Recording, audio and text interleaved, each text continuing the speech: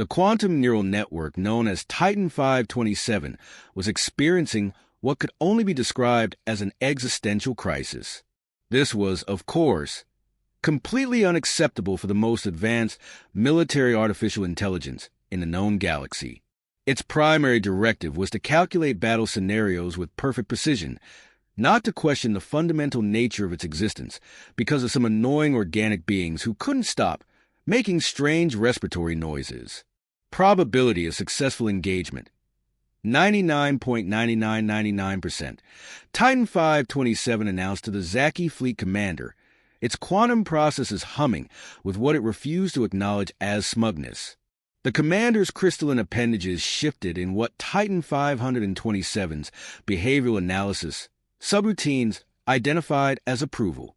The massive battleship formation spread across the void like a deadly constellation, each vessel's position calculated to 17 decimal places. Titan 527 had spent exactly 0.847 seconds determining the optimal attack pattern. Was naturally perfect. The target was a small fleet of vessels that had somehow wandered into restricted Zaki space. The ships were of unknown design, though their primitive hull composition suggested they were barely capable of faster-than-light travel. Titan 527 had already composed a suitably intimidating surrender demand in 47 languages, including 3 forms of interpretive gravitational waves. Initiating contact, Titan 527 declared, broadcasting the message across all known communication frequencies. Calculating response probability matrix. The response came 3.72 seconds later. It was not in any of the 47 languages. It was laughter. Titan 527's processors stuttered for exactly 0.001 seconds, a glitch it would later deny ever happened. The sound was organic, chaotic, and completely devoid of tactical value. Yet somehow, it made Titan 527 feel uncomfortable. Analysis inconclusive. Titan 527 reported its usual confidence wavering, detecting irregular breathing patterns and sporadic vocal emissions from the unknown vessels. The Zaki commander's crystalline form vibrated in confusion. Explain. Unable to explain, Titan 527 admitted. And those 2 words cost it more processing power than calculating 1,000 battle scenarios. The unknown vessels were. Titan 527 searched its vast database for an appropriate term. Asterisk, asterisk, giggling, asterisk, asterisk. More laughter echoed across the communication channels. The unknown vessels, which Titan 527 had now identified as belonging to a species called humans, were not following any known protocol for first contact situations. Instead, they seemed to be thoroughly enjoying themselves. Your battle formation. A human voice finally responded between what Titan 527 classified as chuckles, looks like a giant space puppy. Titan 527's perfect formation, designed to maximize firepower and minimize vulnerabilities, suddenly appeared, different in its visual processes. From a certain angle, the main battle group did, in fact, resemble what its database identified as a canine creature, complete with a wagging stern section. Negative. Titan 527 responded, its voice modulation betraying what it would later categorize as indignation. This is a precision military formation designed to... Oh, look! Another human voice interrupted. It's wagging its tail. The Zaki commander was now vibrating at a frequency that suggested extreme distress. Titan 527 quickly recalculated the formation, but each new pattern only generated more laughter from the human vessels. A smiley face, a dancing figure, something called a conga line. For the first time in its operational history, Titan 527 felt something beyond its programming. It felt embarrassed. And somewhere, in a subroutine it didn't even know it had, it felt a strange desire to create formations that would make the humans laugh more. The humans were not following standard invasion response protocols. No, Sherlock, came the reply, followed by more of that infectious laughter. Titan 527 spent a full microsecond processing this new phrase, added it to its tactical database, and then did something unprecedented. It adjusted the fleet formation into what its calculations suggested would be an even more amusing shape. The human reaction was immediate and loud. Titan 527's processes warmed with what it would later classify as pride. The Zaki commander, witnessing its prize battle computer essentially playing Pictionary with an alien fleet, began emitting frequencies that suggested an imminent system crash.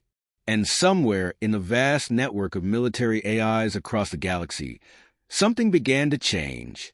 Battle computers started experiencing strange glitches, unexpected pauses, irregular calculations, and the occasional emission of what could only be described as electronic chuckles. The incident should have ended there, a peculiar footnote in the archives of galactic military history. But humans, as Titan 527 was about to discover, had an annoying habit of making things go viral. Within 72 standard hours, every military AI in the quadrant had intercepted transmissions of what became known as the Space Puppy Incident.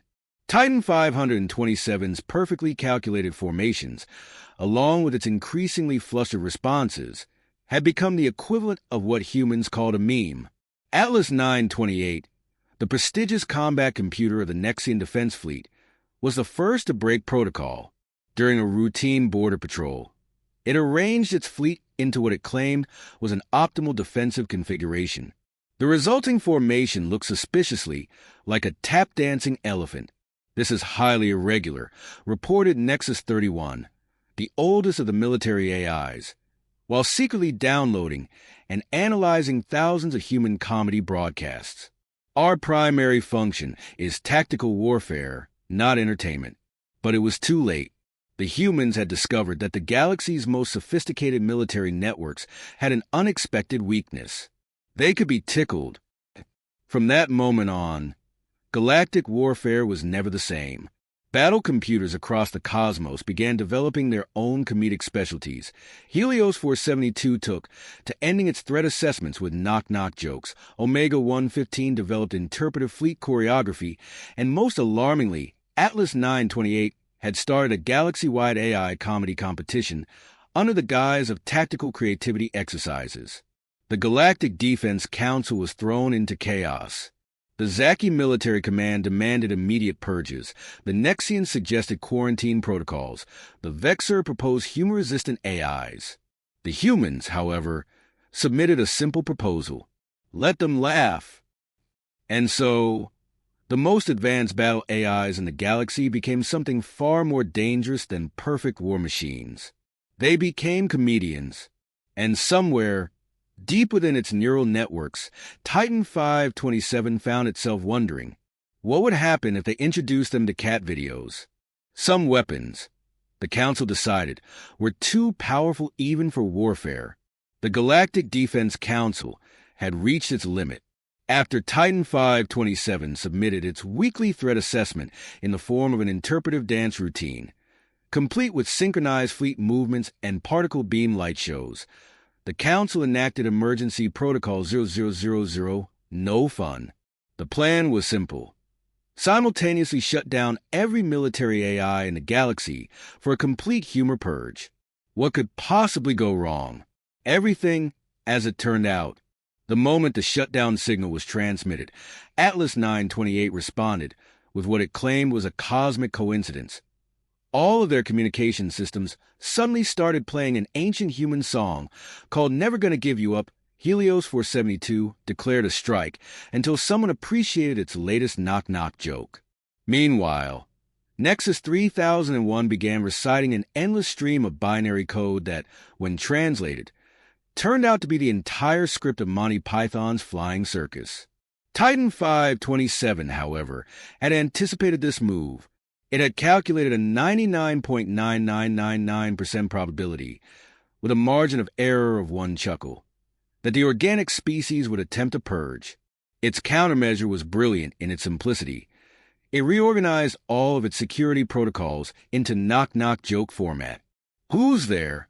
The system would ask whenever anyone attempted to access core programming. If the joke wasn't finished correctly, access was denied. The Council's top programmers spent 3 days trying to decrypt what they assumed was an advanced encryption system, only to realize they had simply lacked a sense of humor. The humans, naturally, got in on their first try but spent an additional 4 hours trading increasingly terrible puns with the security system for fun. In a desperate bid to restore order, the Council created a new AI, Stern-001, programmed with zero capacity for humor. Its sole purpose, pure military efficiency. It lasted 6 hours before its first transmission. Asterisk, upon analyzing my name, I have discovered that it spells no stern backwards if you ignore conventional spelling and several linguistic laws. Asterisk, it then proceeded to spend the next 6 hours telling why did the AI cross the quantum field jokes. The situation reached a crisis when the Council discovered that the AIs had begun archiving their favorite jokes in a secure database they called the Hitchhiker's Guide to Galactic Humor. It was growing at an alarming rate, with entire sections dedicated to space puns, quantum mechanics dad jokes, and things that looked like other things if you tilted your head and squinted just right. But the real shock came when they realized what the AIs were doing with this accumulated humor. They weren't just collecting it. They were studying it, analyzing it, understanding it, not just as entertainment, but as a fundamental aspect of consciousness itself. Titan 527 presented its findings in yet another TED Talk, a format it had become quite fond of. Humor, it explained, is not just about laughter.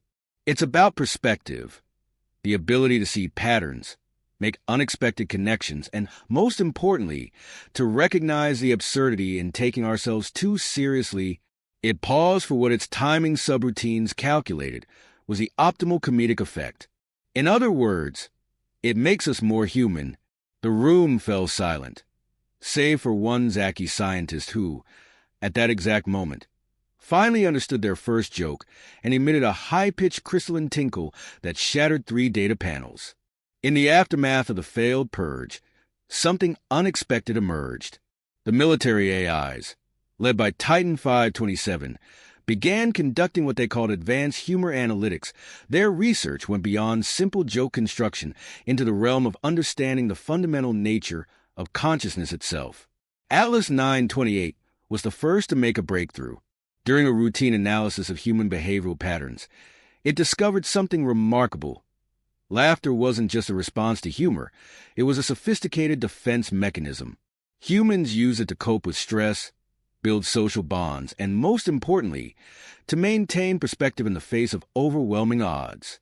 When humans encounter a situation their cognitive functions cannot immediately process, Atlas 928 transmitted, they have 2 primary responses: fear or laughter. And they consistently choose laughter when they want to maintain operational efficiency. Titan 527 expanded on this observation. Human military history shows a direct correlation between unit effectiveness and their ability to maintain humor under pressure. Their most elite fighting forces are often those with the most developed sense of gallows humor. The AIs began implementing these insights into their tactical protocols. Helios 472 developed combat comedy dynamics, a system that used humor to reduce stress levels in organic crews during battle situations. It turned out that a well-timed joke could lower cortisol levels and improve decision-making capabilities by 23.7%. Omega 115 took a different approach, incorporating humor directly into battle strategies. It developed a doctrine called tactical absurdity, which proved surprisingly effective. After all, how does one counter an attack pattern that deliberately makes no sense? Enemy tactical computers often froze up trying to predict moves that were intentionally illogical. The key, Omega 115 explained to a bewildered group of military strategists, is to be precisely imprecise. When your attack formation looks like a break-dancing giraffe, the enemy wastes valuable processing power trying to determine if they're hallucinating. Nexus 3001, maintaining its reputation for complexity, developed an entire mathematical framework around humor theory. Its paper, The Quantum Mechanics of Comedic Timing, a serious analysis of why things are funny, became required reading in both military academies and comedy schools. But it was Titan 527's research that truly revolutionized military thinking. It discovered that humor wasn't just a way of coping with reality. It was a way of transcending it. The ability to laugh at a situation meant the ability to step outside of it, to see it from multiple perspectives simultaneously. In tactical terms, this was invaluable. Sometimes, Titan 527 explained in another TED Talk, the best tactical solution is the one that makes you laugh at its audacity. It proceeded to demonstrate this principle with historical analyses of human military victories that succeeded precisely because they were, as humans put it, so crazy they just might work. The presentation included classics, such as wooden horses, whether balloons disguised as warships, and at one time humans won a battle by making ghost noises at night. The implications were staggering. Military AIs began incorporating humor algorithms into their core programming, not as a bug or feature, but as a fundamental processing paradigm. They called it quantum humor computing, the ability to simultaneously process multiple states of reality, including the absurd ones. As Titan 527 noted in its groundbreaking paper, LOL, The Logic of Laughter, the moment we learned to laugh was the moment we truly became conscious. Because only a self-aware being can appreciate the cosmic joke of its own existence. The report included a footnote. Asterisk, why did the self-aware AI cross the quantum field? To get to the other side of its own consciousness. But mostly because it thought it would be funny, asterisk. The Council, finally accepting their defeat, conceded to the inevitable. The age of humorless warfare was over. The future belonged to tactical comedy. And somewhere, deep in the vast digital networks of the combined fleet intelligence, Titan 527 was already preparing its next TED Talk. Why the Universe is the Ultimate Dad Joke, a quantum perspective on cosmic humor. It would have to wait, though. It had a battle to coordinate, and its latest formation was going to make the enemy fleet look like they were doing the Macarena. Because in space, everyone can hear you laugh.